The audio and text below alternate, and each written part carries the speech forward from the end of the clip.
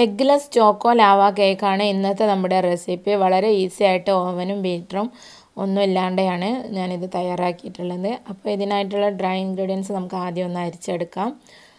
1/4 cup മൈദയും 2 table spoon cocoa പൗഡറും 1/2 teaspoon baking പൗഡറും 1/4 ടീസ്പൂൺ ബേക്കിംഗ് സോഡയും 1/4 കപ്പ് പൊടിച്ച പഞ്ചസാരയും ഒരു നുള്ള ഉപ്പും.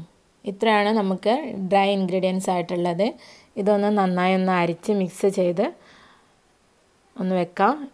അതിനുശേഷം ഇതിനകത്തേക്ക് നമുക്ക് വെറ്റ് ഇൻഗ്രീഡിയൻസ് ഒക്കെ ചേർത്ത് മിക്സ് തയ്യാറാക്കിയെടുക്കാം.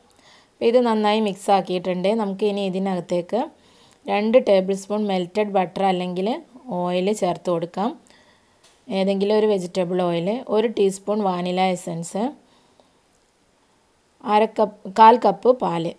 1/4 കപ്പ് പാല് നമുക്ക് കുറച്ചായിട്ടും ചേർത്തൊന്ന് മിക്സ് ചെയ്ത് നോക്കാം. ബാറ്റർ ഒരുപാട് ലൂസ് ആവുന്നുണ്ടെങ്കിൽ അത്രയും ചേർക്കേണ്ട, കുറച്ച് ബാക്കി വെക്കാം. ഇപ്പോൾ ഇത് ബാറ്റർ കറക്റ്റാണ്. അപ്പോൾ ഞാനത് മുഴുവനായിട്ടും തന്നെ ചേർത്തിട്ടുണ്ട്. 1/4 കപ്പ് പാല് ഇതിനകത്തേക്ക് റെഡിയാണ്. അപ്പോൾ നമ്മൾ ഇങ്ങനെ ഒഴിച്ച് കഴിഞ്ഞാൽ ഒരു ഫ്ലോയിങ് കൺസിസ്റ്റൻസിയാണ് നമുക്ക് കിട്ടേണ്ടത്.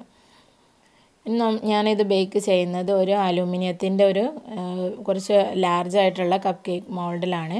ഇതിന് പകരം നിങ്ങൾക്ക് അലൂമിനിയം ഫോയിലിൻ്റെ ഡിസ്പോസിബിൾ മൗൾസ് ഉണ്ട്, ചെറുത്, വളരെ മാക്സിമം ചെറുത് എടുക്കുക. അപ്പോൾ അതിനകത്താവുമ്പോൾ നമുക്ക് നമ്മുടെ സെൻറ്ററിലിടുന്ന ചോക്ലേറ്റ് ഗണാഷ് നന്നായി തന്നെ മെൽട്ടായിട്ട് കിട്ടും. കുറച്ച് വലുതൊക്കെ ആകുമ്പോൾ അത്രയ്ക്ക് അങ്ങ് മെൽട്ടായിട്ട് ഉണ്ടാവില്ല. അപ്പോൾ വലിയത് ഉപയോഗിക്കാതിരിക്കുക മാക്സിമം. ഇതിനേക്ക് നമ്മൾ റെഡിയാക്കിയിട്ടുള്ള ഈ ബാറ്റർ നമുക്ക് ഒഴിച്ചു കൊടുക്കാം. എന്നിട്ട് ഇതിൻ്റെ സെൻറ്ററിലായിട്ട് നമ്മൾ 2:1 റെഡിയാക്കുന്ന ചോക്ലേറ്റ് ഗണാഷ് ഫ്രിഡ്ജിൽ വെച്ച് സെറ്റ് ചെയ്തത് ഒരു 100 ഗ്രാമോളം അത്രയും വരുന്നത് നമ്മൾ ഒറ്റ തവണയായിട്ട് ബേക്ക് ചെയ്യുകയാണെങ്കിൽ ഒരു 100 ഗ്രാമോളം ഇതിൻ്റെ സെൻറ്ററിലായിട്ട് നമ്മൾ ഇട്ട് കൊടുക്കണം.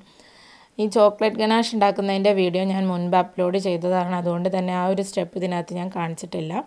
അപ്പോൾ അത് ഞാൻ ഫ്രിഡ്ജിനകത്ത് വെച്ച് സെറ്റ് ചെയ്തെടുത്തതാണ്. ഇത് നമുക്കിതിൻ്റെ സെൻറ്ററിനകത്തേക്ക് വെച്ച് കൊടുക്കാം. എന്നിട്ട് ജസ്റ്റ് ഒന്ന് ഷെയ്ക്ക് ചെയ്ത് കൊടുത്താൽ മതി. അപ്പോൾ അതിനുള്ളിലേക്ക് തന്നെ കവറായിട്ട് നിന്നോളും. ഇനി നമുക്കിത് ബേക്ക് ചെയ്തെടുക്കണം. ഞാൻ ഓവനില്ലാതെ അലൂമിനിയത്തിൻ്റെ ഒരു പാത്രത്തിൽ വെച്ചിട്ടാണ് ബേക്ക് ചെയ്യുന്നത്. അപ്പോൾ ഈ പാത്രം ഞാൻ 5 മിനിറ്റ് ഫുൾ ഫ്ലെയിമിൽ ചൂടാക്കിയെടുത്തതാണ്. ഇനി ഇതിന് മുകളിലേക്ക് നമുക്ക് നമ്മൾ ഒഴിച്ച് വെച്ചിട്ടുള്ള ഈ ബാറ്റർ വെച്ച് കൊടുക്കാം. എന്നിട്ട് അടച്ച് വെച്ച് മീഡിയം ഫ്ലെയിമിൽ 25 മിനിറ്റ് ബേക്ക് ചെയ്തെടുക്കുക.